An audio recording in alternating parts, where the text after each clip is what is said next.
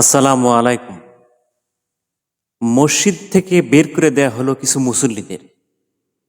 দোষ হলো তারা নাকি রাজনৈতিক আলাপ আলোচনা করছিলেন। তো রাজনৈতিক আলাপ আলোচনা করতে দেয়া হবে না, এই অজুহাতে মসজিদ থেকে অনেক মুসল্লিদের বের করে দেয়া হয়েছে।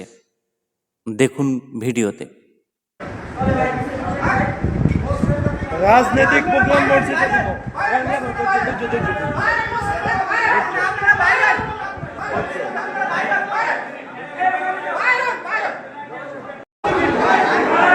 রাজনৈতিক কোনো প্রোগ্রাম মসজিদের ভিতরে হবে না। মসজিদে প্রোগ্রাম হবে শুধু মুসল্লির প্রোগ্রাম। রাজনৈতিক প্রোগ্রাম মসজিদে হবে না। আপনারা বাহিরে প্রোগ্রাম করেন, কোনো সমস্যা নাই। মসজিদে কেন রাজনৈতিক প্রোগ্রাম হবে? না না, খারাপ ভালোর জন্য না। রাজনৈতিক প্রোগ্রাম মসজিদে হবে না। মসজিদে হবে মুসল্লিদের কথা। রাজনৈতিক কোনো প্রোগ্রাম মসজিদে হবে না। রাজনৈতিক কোনো প্রোগ্রাম মসজিদে হবে না। বৃষ্টি হয় নাই, বৃষ্টি হয়েছে, প্রমাণ আছে। আমরা আসছি, আমরা আসছি। বৃষ্টি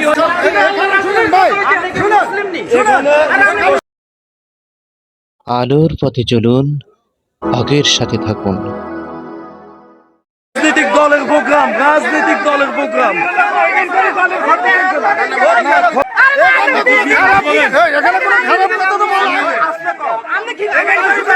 সমস্যা নাই, না কোন মসজিদে রাজনৈতিক দলের প্রোগ্রাম হবে না। আমরা বাইরে করতেছি। না না, রাজনৈতিক দলের কোনো প্রোগ্রাম মসজিদে হবে না। রাজনৈতিক দলের কোনো প্রোগ্রাম হবে না। না গালাগালির জন্য না, গালাগালি কেউ করে না, এখানে কেউ করে না।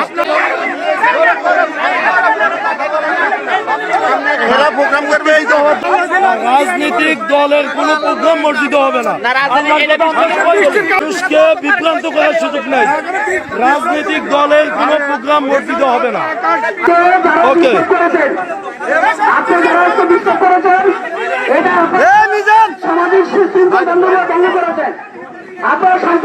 ন্যাক্কারজনক এই ঘটনাটি ঘটেছে কুমিল্লা জেলার মনোহরগঞ্জ। এই সকল লোক নাকি রাজনৈতিক মিটিং করছিল। রাজনৈতিক মিটিং বলতে কি বোঝায়? তো রাজনীতি বলতে যেটাই বোঝাক না কেন, আমি সেটা বোঝাতে চাচ্ছি না।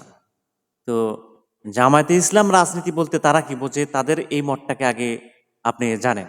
জামায়াতে ইসলামের ইচ্ছা হচ্ছে তারা দেশের মধ্যে ইসলাম প্রচার করবে, দেশের মধ্যে ইসলামী শাসন পরিচালিত করবে, মানুষকে অন্যায় করতে দিবে না, মানুষকে পাপাচার করতে দিবে না। এদের এগুলা হচ্ছে নীতিমালা। তো এই নীতিমালা যখন তারা তাদের অন্তর থেকে বাস্তবায়ন করতে চায়, তো তারা তো মসজিদ মক্তব যেখানে হোক তাদের সম্মতি যে কোনোভাবে তারা প্রকাশ করতে পারে। কিন্তু তারা তো আল্লাহ পাকের বিধান মেনেই সব করছে, তাই না? তাদের দলের কর্মী হতে হলে কোনো মানুষকে আল্লাহ পাকের জ্ঞান থাকা আবশ্যক, 5 ওয়াক্ত নামাজ পড়া আবশ্যক।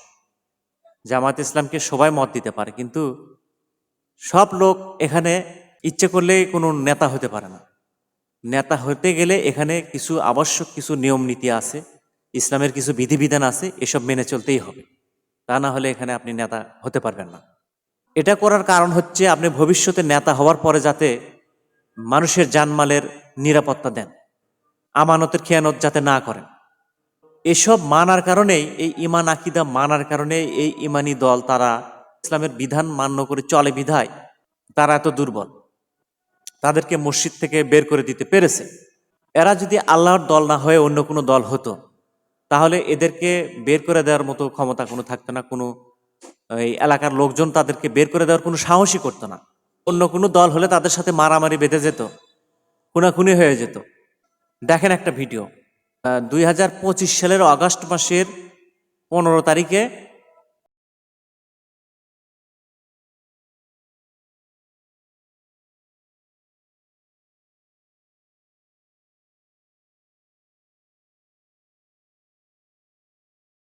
আহ, 2025 সালের আগস্ট মাসের 15 তারিখে বিএনপি কর্তৃক একটি মিটিং হয় মসজিদের ভেতরে বেগম জিয়ার জন্মবার্ষিকী উপলক্ষে। এদের কেউ কি বের করে দেওয়ার সাহস করেছে? করে নাই। এটাকেই বলে শক্তের ভক্ত নরমের জম। এত নরম বলেই এই ইসলামের দলগুলো গতি অত্যন্ত মন্থর।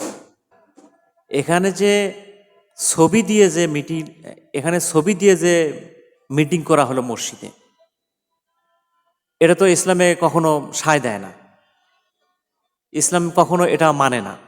তো এই অঞ্চলের জনতা কিভাবে এটা মেনে নিল? আসলে ওই যে শক্ত বলে কথা, মসজিদের ভিতর বা কোনো ঘরে যদি পশু পাখি বা কোনো মানুষের ছবি থাকে তাহলে সেখানে নামাজ হয় না। এটা কি মানে বিএনপির লোক? মানে না। বিএনপি এই আকীদা না মানা সত্ত্বেও কোনো ব্যক্তি তাদের বের করে দেওয়ার সাহস করে নাই। কিন্তু ইমান আকীদা মানা সত্ত্বেও জামাতে ইসলামের লোকদেরকে দূর দূর করে তাড়িয়ে দেওয়া হয়েছে। আমি আশা করি এই ঘটনা জামায়াতে ইসলামের দলকে আরও বেগবান করবে, আরও শক্তি সামর্থ্য হবে। অর্থাৎ এসব নির্যাতন নিপীড়ন দেখেই মানুষ এই দলে ভিড়তে অভ্যস্ত হচ্ছে। বাংলাদেশের বিভিন্ন দল আছে, তারা কেন ধর্মভিত্তিক রাজনীতি পছন্দ করে না, কেন মসজিদে রাজনৈতিক আলোচনা পছন্দ করে না? তার একমাত্র কারণ হলো তারা নিজেরা যে ধরনের দল করে, যে ধরনের রাজনীতি করে, তারা মনে করে হয়তো ভিন্ন কোনো দল বা ভিন্ন কোনো রাজনৈতিক দল হয়তো তাদের মতোই রাজনীতি করে, কিন্তু আদতে এটা ঠিক না। ইসলামী দলগুলোর উদ্দেশ্য হবে অবশ্যই ইসলাম প্রচার করা, প্রথমত ইসলাম প্রচার করা, তারপরে দেশের উন্নয়ন করা, অর্থনৈতিক সমৃদ্ধি অর্জন করা, সার্বিক দেশের উন্নয়ন সাধন করা। তাই এই ইসলামী দলগুলোকে অন্যান্য রাজনৈতিক দলগুলোর সাথে অবশ্যই তুলনা করা যায় না। ইসলামী দল ইসলামী, তো দেশে চলমান যত রাজনৈতিক দলই থাক, তারাও মসজিদে মিটিং করতে পারে না তা না, কিন্তু তাদের আকীদাও হতে হবে জামায়াতে ইসলামের মতো। কেন? জামায়াতে ইসলাম এরাই শুধু নামাজ পড়বে আর আল্লাহ আল্লাহ করবে, এরাই আল্লাহর বিধান কায়েম করবে। আপনার কি হয়েছেন? জামায়াতে ইসলাম যদি ধর্মভিত্তিক রাজনীতি করতে পারে, সহিভাবে রাজনীতি করতে পারে, কারো দুই চার পয়সা না খেয়ে বা অর্থ আত্মসাৎ না করে যদি রাজনীতি করতে পারে, আপনারাও পারবেন। আপনারাও সেই অনুসারে আপনারা রাজনীতি করেন। আপনারা ঘোষণা করে দেন যে আজ থেকে এখানে আমাদের দলে 5 ওয়াক্ত নামাজ ছাড়া কোনো কর্মী নেওয়া যাবে না। তখন 5 ওয়াক্ত যদি নামাজ না পড়ে বা আল্লাহর প্রতি বিশ্বাস না থাকে, শেষ বিচারের প্রতি যদি বিশ্বাস না থাকে, তাহলে তো চুরি চামারি মানুষ করতেই পারে, তাই তো? তো মানুষের মনের মধ্যে এমন একটা বিশ্বাস থাকতে হবে যে আমি দুনিয়াতে চুরি করি আর যাই করি, এর জন্য জবাবদিহি একসময় করতে হবে। তো আমার চুরি করার সুযোগ হয়েছে, তো আমি কি এখন চুরি করব? অবশ্যই করব, কারণ আমার মনের ভেতর তো সেই ভয়টা নাই যে এখানে কেউ দেখছে না, কিন্তু দেখছে তো একজন, আল্লাহ দেখছে। তো প্রত্যেকটা দলের মধ্যে এইরকম হওয়া উচিত। তারা যখন দেশের উন্নয়নে কাজ করবে, সেখানে কোটি কোটি টাকার বরাদ্দ থাকবে, সেই বরাদ্দর টাকা মাইরে দিতে কলিজার ভেতরে ভয় আসবে, আল্লাহর ভয় আসবে। তো এই বিধানটাই হচ্ছে জামায়াতে ইসলামের মধ্যে আছে। তো জামায়াতে ইসলাম আজ মসজিদের ভিতর মিটিং করে, তো এটা সবাই করুক, আমি সেটাই চাই। এটা বাংলাদেশের সবটা দলই করুক, সবটা দলের ভিতর থেকেই অর্থ আত্মসাতের ভয়টা মুছে যাক। আজকের মতো এ পর্যন্তই। আল্লাহ হাফেজ, আসসালামু আলাইকুম। মহাবিশ্বে ভালো মন্দ যা কিছু সংঘটিত হয় তা মহান পবিত্র আল্লাহ পাকের ইচ্ছায়, এবং এই ভালো মন্দের বিশ্লেষণ করি আমরা। তাই আলোর পথে চলুন, হকের সাথে থাকুন। হক এন্টারটেইনমেন্ট আর্ট।